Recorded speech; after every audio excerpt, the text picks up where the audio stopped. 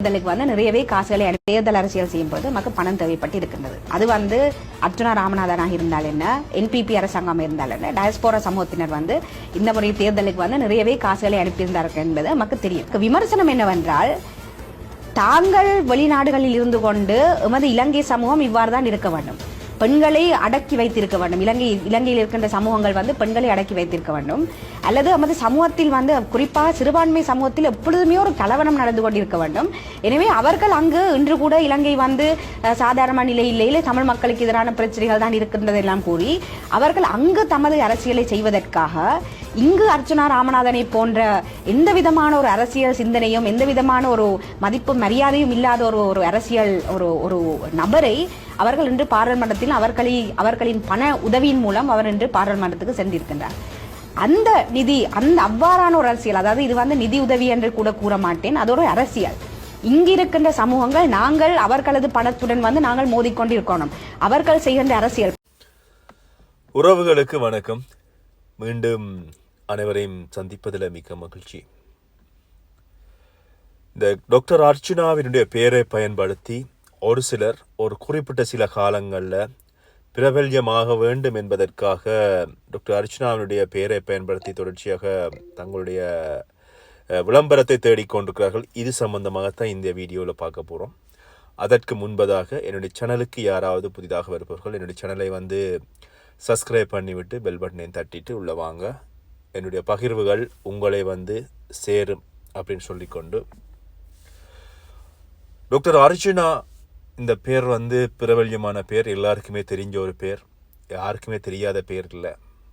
கிட்டத்தட்ட 8 மாதங்களாக டாக்டர் அர்ச்சுனா அப்படின்னு சொன்னால் உலகம் பூராம் இருக்கின்ற தமிழ் மக்களினுடைய மனங்களில் மட்டும் இல்லாமல் எங்களுடைய தாய் தமிழகத்தில் இருக்கின்ற நபர்களுடைய வாய்களிலும் உச்சரிக்கப்படுகின்ற பெயராக இருக்கிறது கௌரவ பாராளுமன்ற உறுப்பினர் டாக்டர் அர்ச்சுனாவுடைய பெயர்.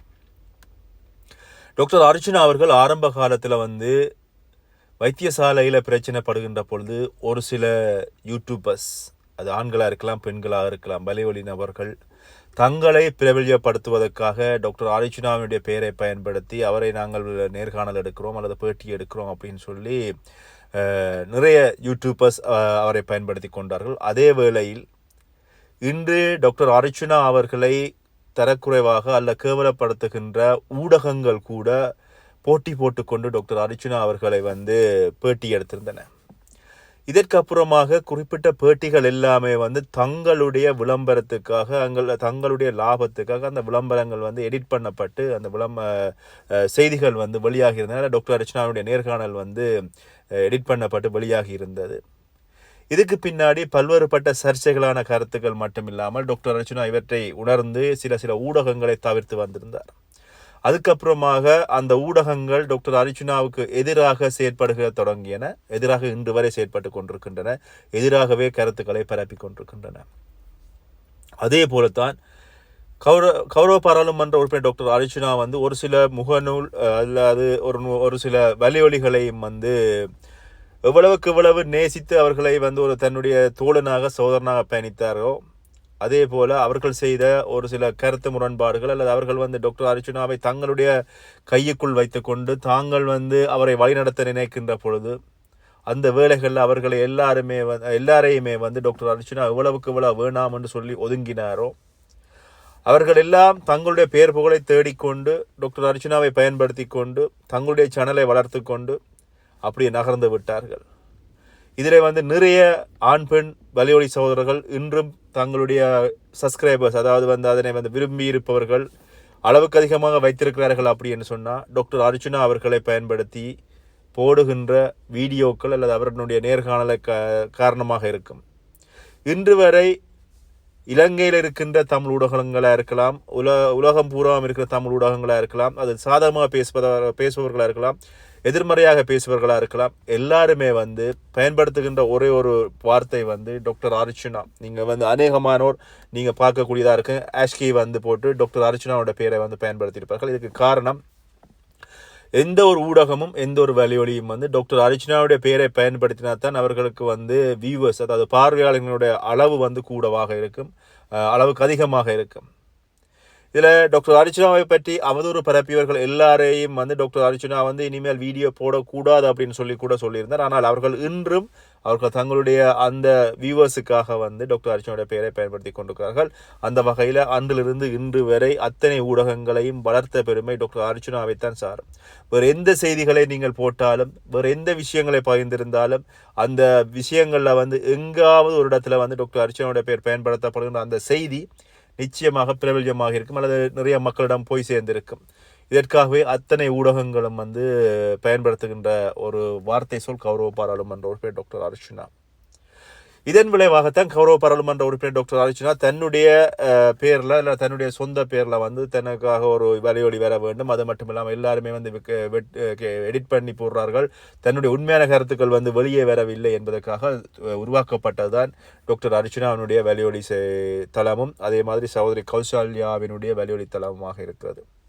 சரி, இவைகள் இப்படியே கடந்து கொண்டிருக்கின்ற பொழுது இந்த டாக்டர் அர்ச்சனா அன்றிலிருந்து இன்று வரை கஷ்டப்படுகின்ற பொழுது, அல்ல டாக்டர் அர்ச்சனா வந்து ஒவ்வொரு கட்டங்களாக தன்னை வளர்ந்து வருகின்ற பொழுது தங்களுடைய சுய லாபத்துக்காக அன்றிலிருந்து இன்று வரை பயன்படுத்தப்பட்ட அத்தனை யூடியூபர்ஸும் இன்று டாக்டர் அர்ச்சனாவினால் ஏதோ ஒரு காரணங்களுக்காக ஏதோ ஒரு விஷயங்களுக்காக கண்டுபிடிக்கப்பட்டு அவர்களை வந்து அவர் வந்து வேணாம் அப்படின்னு சொல்லி விலகி வைத்ததுக்கு அப்புறமாக அவர்கள் வந்து டாக்டர் அர்ச்சனாவுக்கு எதிராக செயற்பட்டாலும் இன்று வரை டாக்டர் அர்ச்சனா அவர்கள் மீது எந்த விதமான நடவடிக்கைகளோ அல்லது சட்ட நடவடிக்கைகளோ இதுவரை எடுக்கவில்லை.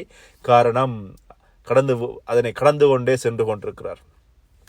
இப்படியே இருக்கின்ற காலங்களில் ஒவ்வொருவரும் ஒவ்வொரு காலப்பகுதிகளில் தாங்கள் பிரபல்யமாவதற்கு ஒவ்வொரு விஷயங்களை வந்து பயன்படுத்தி கொண்டிருக்கிறார். அந்த வகையில் அண்மைகளில் வந்து பார்த்தீங்கன்னு சொன்னால் இந்த பாராளுமன்றத்தில் கதைக்கப்பட்ட விஷயங்கள், அது மட்டுமில்லாமல் இன்று வந்து சொல்லப்பட்டிருக்கிறது பாராளுமன்றத்தில் 8 நாட்கள் டாக்டர் அர்ச்சனாவினுடைய விஷயங்கள் வந்து பார்த்தீங்கன்னு சொன்னால் பாராளுமன்றத்தில் பேசுகின்ற எந்த ஒரு விஷயங்களும் வந்து நேரலையில் வர மாட்டாது அப்படின்ற விஷயங்கள், அது மட்டும் இல்லாமல் அவர் வந்து இது சம்பந்தமான எந்த ஒரு விஷயங்களும் முகநூல்லையோ அல்ல சமூக வலைத்தளங்களையோ பகிரக்கூடாது அப்படின்னு சொல்லப்பட்டிருக்கிறது.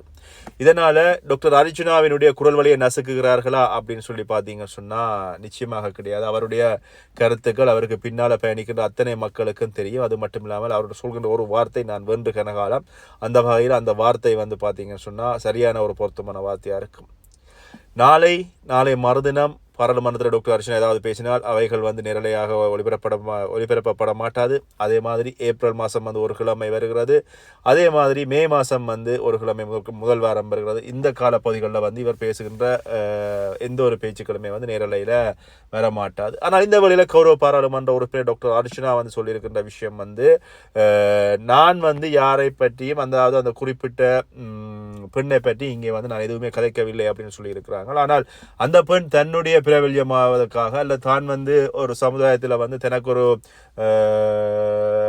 பெரிய பெயர் கிடைக்க வேண்டும் அல்ல தானும் வந்து சமுதாயத்தில் ஒரு விஐபி ஆக வேண்டும் என்பதற்காக டாக்டர் அர்ச்சனாவுடைய பெயரை பயன்படுத்துகிறார் அப்படின்னு சொல்லலாம். ஏன்னு சொன்னால் சமூக வலைத்தளங்கள் எங்கேயுமே வந்து பார்த்தீங்கன்னு சொன்னால் அவர் சொல்லுகின்ற வார்த்தை வந்து டாக்டர் அர்ச்சனாவுடைய பெயராக இருக்கு. ஆனால் டாக்டர் அர்ச்சனா இங்கே எதையுமே அவருடைய பெயரை வந்து பயன்படுத்தவில்லை. இந்த எங்களுடைய கிளிநொச்சி பகுதிகளில் வந்து இடம்பெற்ற ஒரு சில விஷயங்களை வந்து பாராளுமன்றத்தில் கழிச்சிருந்தால் இதுகள் சம்மந்தமாக நாங்கள் எல்லாருக்குமே தெரிஞ்ச விஷயங்கள் தான்.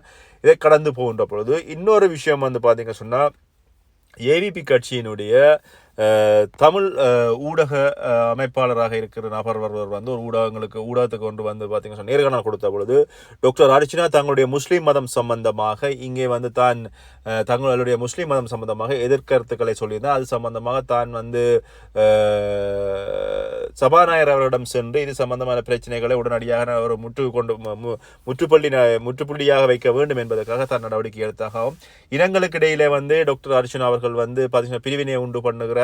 அதனால தான் இந்த முஸ்லிம்கள் சம்பந்தமான கருத்துக்களையும் மட்டும் இல்லாமல் பாராளுமன்றத்தில் வந்து வேற இன ரீதியான கருத்துக்களை வந்து பகிர்ந்து கொள்கிறார். இதனை வந்து முற்றுப்புள்ளி வைக்க வேண்டும் சொல்லி தான் கேட்டுக்கொண்டதுக்கு இணங்கத்தான் டாக்டர் அர்ச்சனாவுக்கு வந்து 8 நாட்கள் வந்து பார்த்தீங்கன்னு சொன்னால் பாராளுமன்றத்தில் பேசுகின்ற அந்த விடயங்கள் நேரலையாக வர மாட்டாது அப்படின்னு சொல்லியும் அது மட்டும் இல்லாமல் தான் வந்து குறிப்பிட்ட எங்களுடைய கௌரவ பாராளுமன்ற உறுப்பினர் டாக்டர் அர்ச்சனா மீது வழக்கு தாக்கல் செய்ய இருப்பதாகவும் சொல்லப்படுறது.